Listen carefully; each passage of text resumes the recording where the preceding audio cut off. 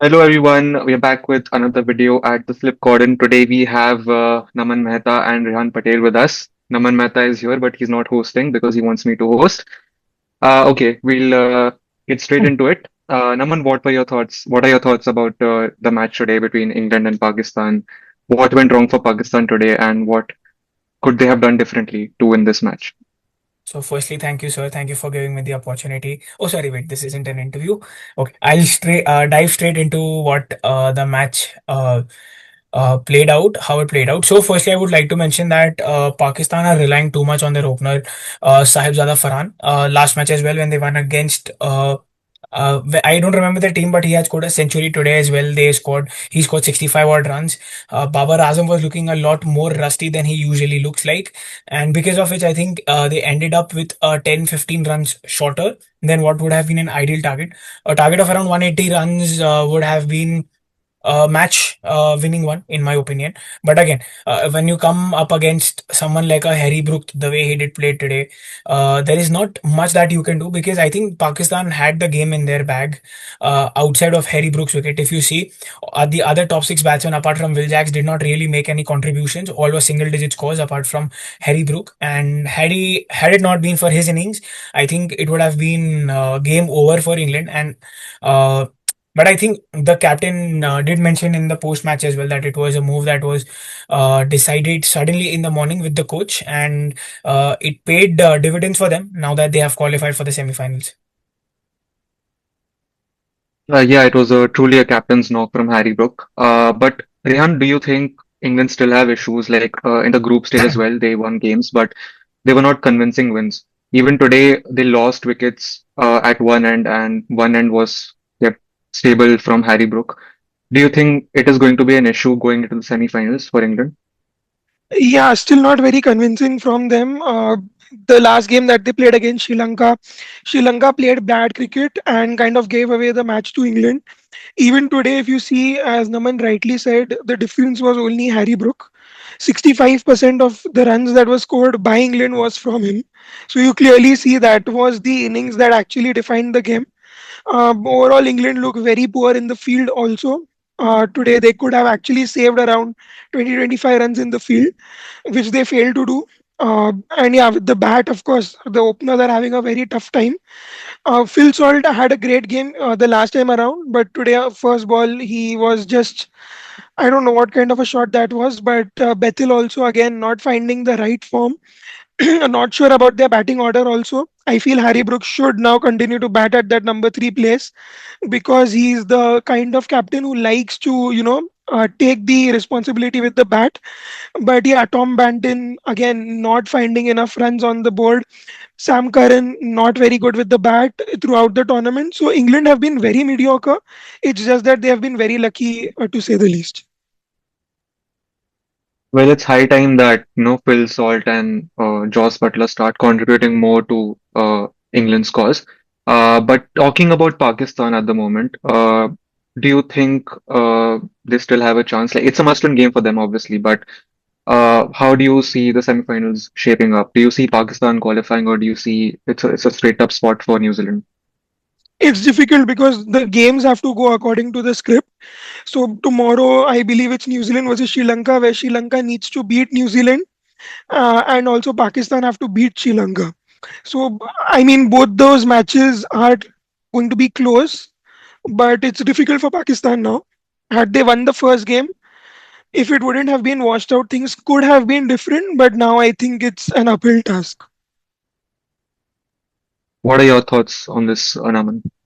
The good thing for Pakistan is that unlike India, their net run rate has not taken that big a hit. It's still like minus point something. So you can make up for it. But again, you would require England to win against New Zealand whenever they play next. New Zealand is playing Sri Lanka tomorrow. So you hope that Sri Lanka wins tomorrow so that Sri Lanka ends up at 2 points and then you can go on to defeat Sri Lanka.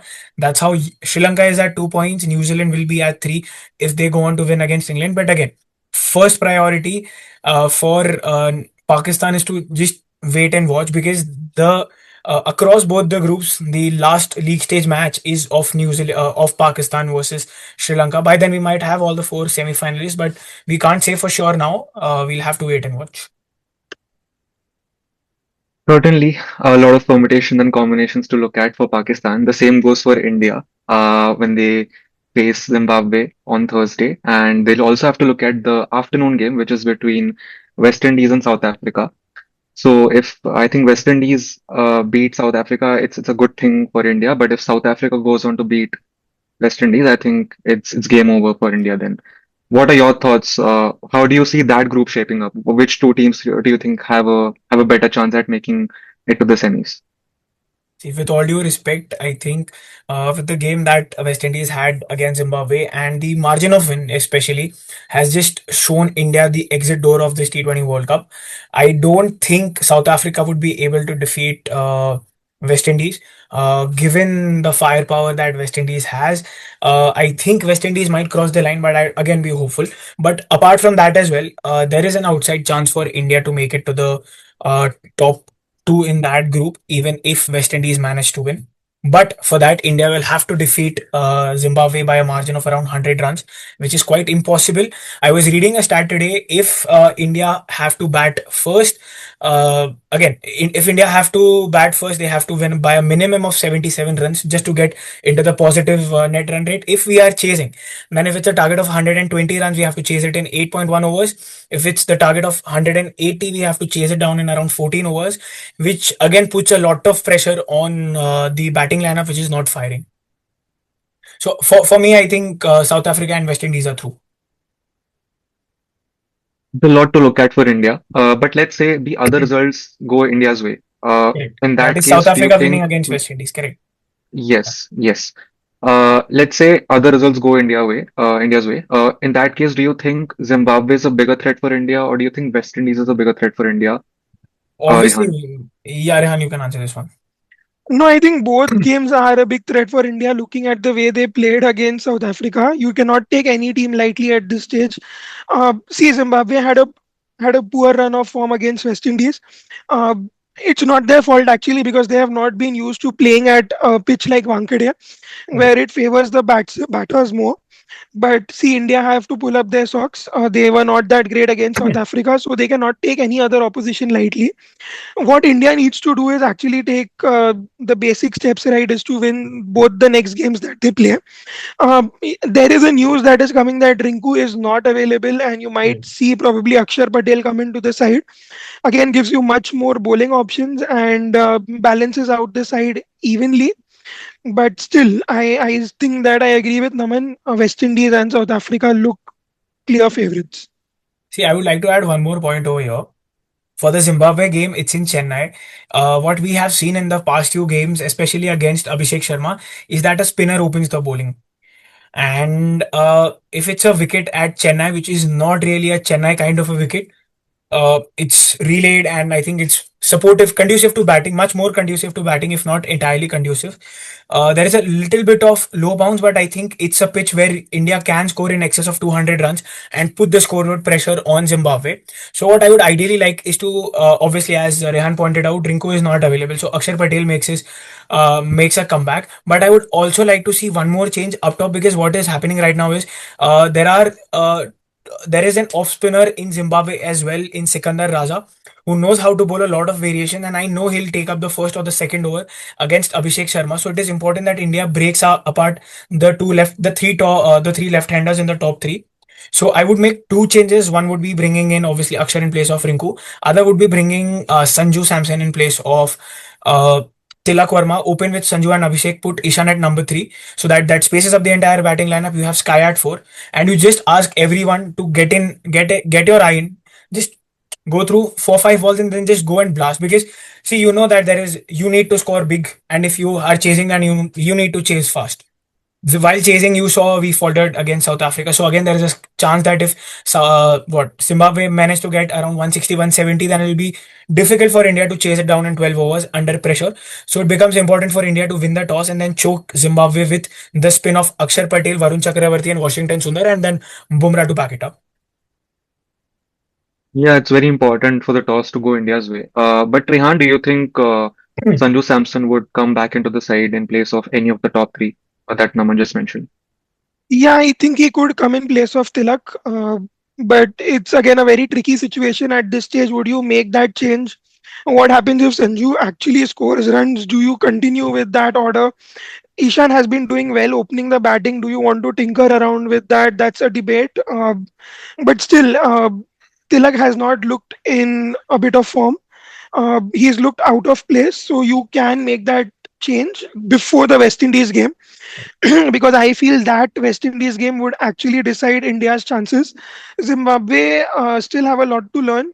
They are a little weaker opposition with respect to West Indies, so you can make that experiment work against a Chennai wicket where it could suit Sanju Samson's game. So you can see that change happening.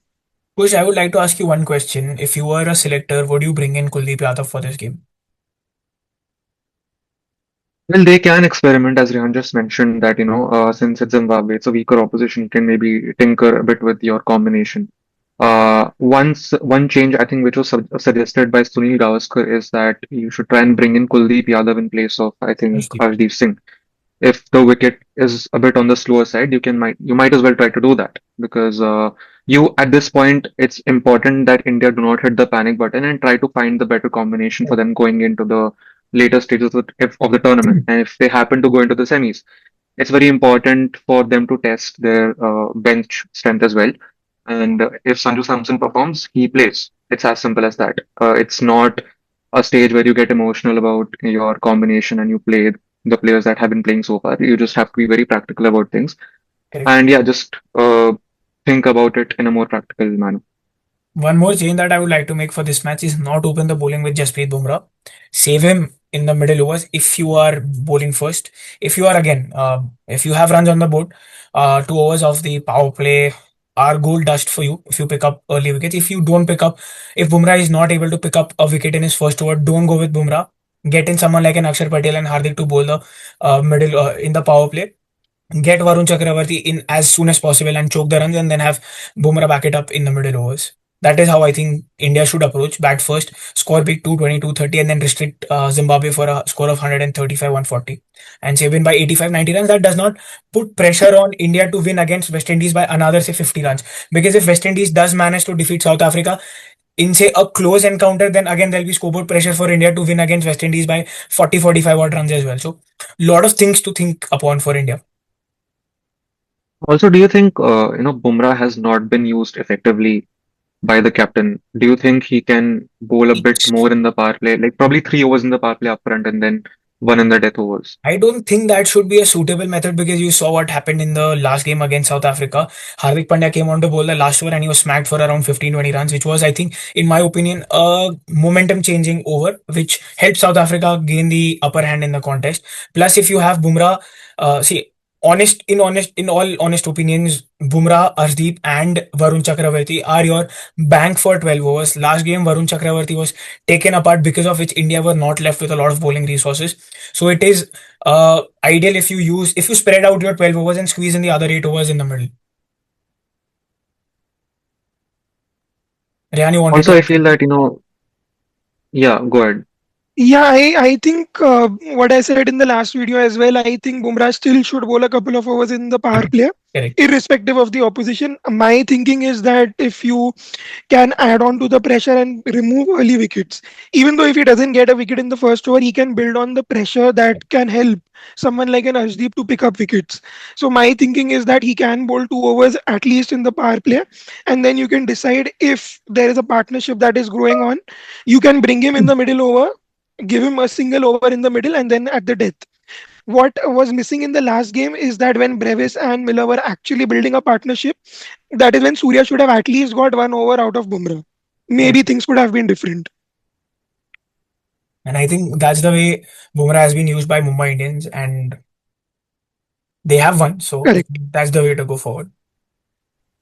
All things could have been different if Akshar Patel would have played in place of Washington Sundar, but as captain said, it was a tactical move, and we should not question the captain right But now. We then should just I back him up.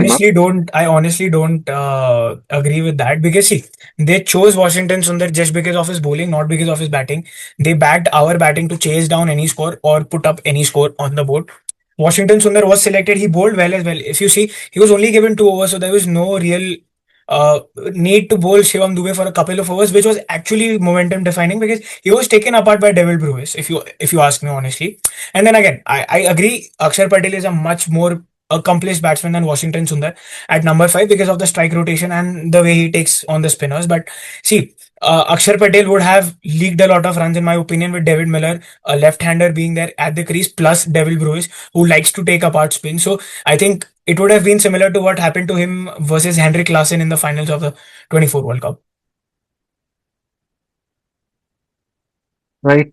We'll take that into consideration. We'll convey that message to Suryakumar Yadav and Gautam Gambhir and see but what combination. हंस के बोलना किसके बल्ले निकाले तिलक अच्छा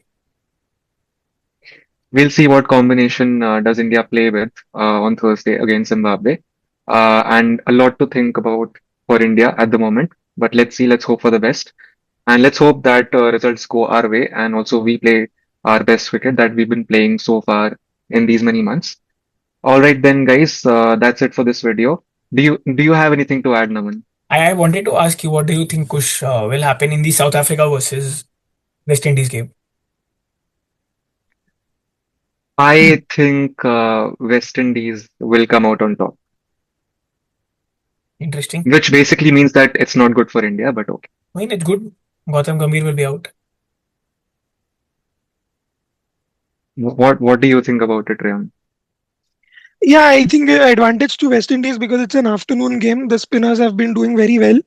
Just Brandon King has been the weak point of that lineup. Otherwise, everyone out there is looking fantastic. Kudos to Darren Sammy, and I feel that West Indies might make it to the semi-finals.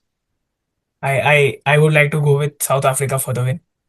Uh, the battle for me would be Hetmeyer versus Lungi Nagidi because with his slower balls, I think he can pick up Hetmeyer's wicket and that will put a lot of pressure on West Indies because there are only two people who are scoring. One is Rutherford and second one is Hetmeyer.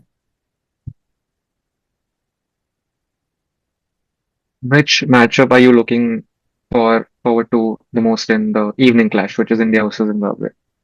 Sikandar Raza versus Abhishek Sharma, first ball. That's going to be exciting. What about you, Rehan?